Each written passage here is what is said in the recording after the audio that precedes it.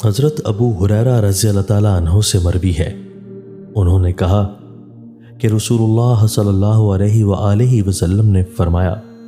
صلہ رحمی سے زیادہ جلد ثواب دلانے والا جس میں اللہ کی اطاعت کی جائے کوئی عمل نہیں، اور سرکشی اور قطع رحمی سے زیادہ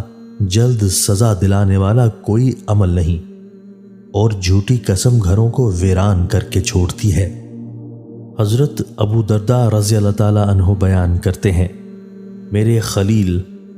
نبی صلی اللہ علیہ وآلہ وسلم نے مجھے وصیحت فرمائی کہ اللہ کے ساتھ کسی کو شریک نہ بنانا، خواہ تمہیں ٹکڑے ٹکڑے کر دیا جائے اور خواہ تمہیں جلا دیا جائے، اور جان بوجھ کر فرض نماز ترک نہ کرنا، جس نے عمدن اسے ترک کر دیا تو اس سے ذمہ اٹھ گیا، اور شراب نہ پینا کیونکہ وہ تمام برائیوں کی چابی ہے۔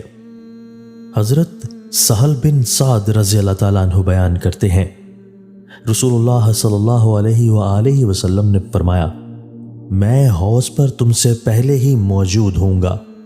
جو شخص میرے پاس سے گزرے گا وہ اس سے پیے گا، اور جس نے پی لیا اسے کبھی پیاس نہیں لگے گی۔ کچھ لوگ میرے پاس آئیں گے، میں انہیں پہچانتا ہوں گا اور وہ مجھے پہچانتے ہوں گے، پھر میرے اور ان کے درمیان رکاوٹ کھڑی کر دی جائے گی،